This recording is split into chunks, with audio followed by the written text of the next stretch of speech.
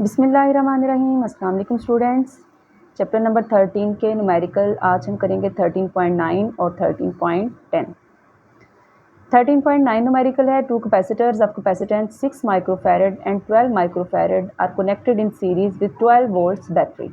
Find the equivalent capacitance of the combination. एक तो आपने इक्विवेलेंट कैपेसिटेंस फाइंड करनी है। Next, charge and potential difference across each capacitor. आपको दो कैपेसिटर दिए हुए हैं। C1 आपके पास 6 माइक्रोफैरड है, C2 12 माइक्रोफैरड्स है। तो माइक्रो की जगह मैंने 10⁻⁻6 पुट किया है। वोल्टेज 12 वोल्ट्स है। बैटरी की वोल्टेज है ये। हमने फाइंड क्या करना है, हमने यहाँ पे इक्विवेलेंट कैपेसिटेंस भी मालूम करनी है, जिसको हम शो करेंगे C इक्विवेलेंट से।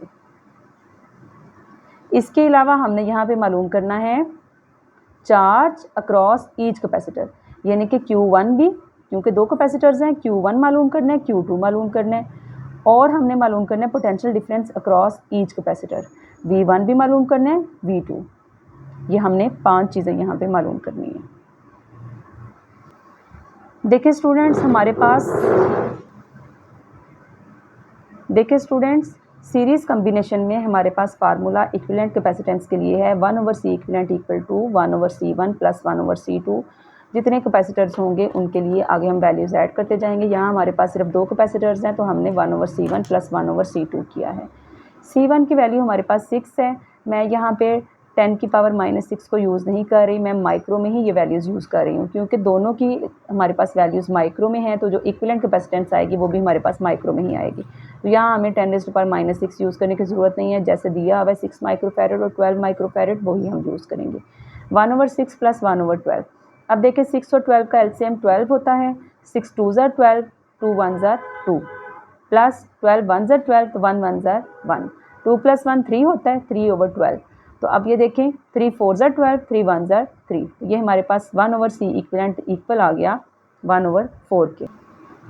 जी, तो लास्ट पेज पे हमारे पास आया था 1/C इक्विवेलेंट इक्वल टू 1/4। यहाँ हम क्रॉस मल्टीप्लाई करेंगे तो C इक्विवेलेंट हमारे पास 4 1s are 4 के इक्वल आ गया। तो C इक्विवेलेंट हमारे पास है 4 माइक्रो कूलम्स। एक हमारे पास ये आंसर आ गया। अब ये देखिए, आपको ये पता होना चाहिए कि सीरीज़ कम्बिनेशन में चार्ज डिवाइड नहीं होता।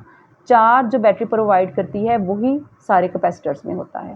तो यहाँ पे Q1, क्योंकि दो कैपेसिटर्स हैं हमारे पास, Q1 इक्वल होगा Q2 के, और वो कितना होगा, जितना बैटरी प्रोवाइड कर रही है Q के इक्वल ही होगा।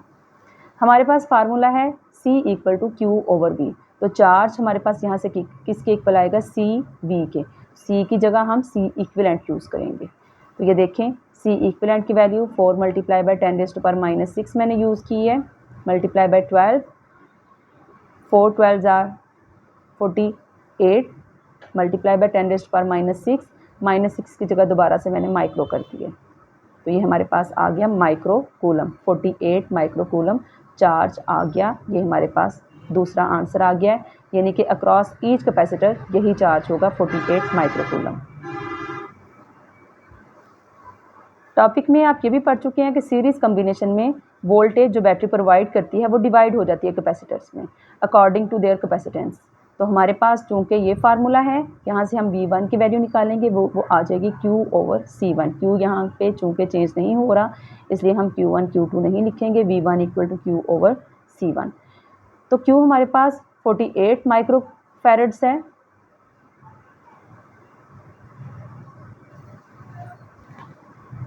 Q हमारे पास 48 माइक्रो कूलम है, जो कि हमने यहाँ मालूम किया था। और C1 हमारे पास डेटा में 6 माइक्रोफैरड है।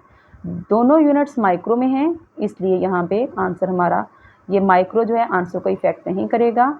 ये हमारे पास आ गया 6 8s are 48, ये आ गया V1 equal to 8 volts. Last पे हम मालूम करेंगे V2 मतलब वोल्टेज अक्रॉस कैपेसिटर 2। तो V2 किसके इक्वल होगी, Q/C2 के। Q 48 है और C2 12 माइक्रोफैरड है। यहाँ पे ये कूलम्स है।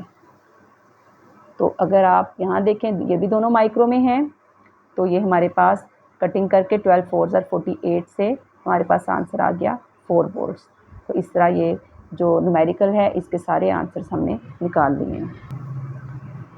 स्टूडेंट्स सेम न्यूमेरिकल है, वही वैल्यूज़ हैं 6 माइक्रोफैरड और 12 माइक्रोफैरड, जैसे 13.9 था, बैटरी की वोल्टेज भी उतनी ही है, लेकिन अब फ़र्क सिर्फ ये है कि ये कैपेसिटर्स पैरेलल में जोड़े हुए हैं, आर कनेक्टेड इन पैरेलल। तो अब आपने मालूम करना है कैपेसिटेंस ऑफ द कॉम्बिनेशन और charge and potential difference across each capacitor.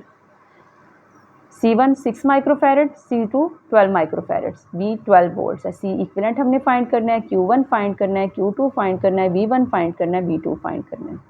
अब ये देखें सीरीज़ कम्बिनेशन के लिए हमारे पास इक्विवेलेंट कैपेसिटेंस का फार्मूला आता है कि जितने भी कैपेसिटर्स हों हम उनके कैपेसिटेंस को ऐड कर देते हैं। यहाँ 2 कैपेसिटर्स हैं तो C इक्विवेलेंट इक्वल आएगा C1 प्लस C2 के, 6 प्लस 12, दोनों माइक्रो में थे तो ये हमारे पास C इक्विवेलेंट इक्वल आ गया 12 प्लस 6 18 माइक्रोफैरड। सीरीज़ कम्बिनेशन में चार्ज सेम रहता है, पैरेलल कम्बिनेशन में वोल्टेज सेम रहती है, और वो कितनी होगी जितनी बैटरी की वोल्टेज है, यानी कि V1 equal to V2 equal to V, और वो आएगा 12 वोल्ट्स। पैरेलल कम्बिनेशन में चार्ज डिवाइड हो जाता है। हमारे पास formula C equal to Q over V है, यहाँ से Q इक्वल आता है C V के। तो ये देखें चार्ज कितना होगा, हर कैपेसिटर की कैपेसिटेंस के अकॉर्डिंग स्टोर होगा। तो हमारे पास Q1 इक्वल आएगा C1 V, क्योंकि यहाँ पे V सेम है। ये देखें C1 की वैल्यू 6 है, V 12 है। ये क्योंकि हमारे पास C1 माइक्रो में था, ये हमारे पास 12 6 आर 72 माइक्रो कूलम आ गया। और Q2 किसके इक्वल होगा, C2 V के। V की वैल्यू 12 है और C2 की वैल्यू भी 12 है, इनको मल्टीप्लाई करके हमारे पास आंसर आ गया 144 माइक्रो कूलम। तो हमारे न्यूमेरिकल्स 13 चैप्टर के कंप्लीट हो गए हैं। अगर आपको मेरी वीडियोस पसंद आई हैं तो आप मेरे चैनल को सब्सक्राइब करें और मेरी वीडियोस को लाइक करें।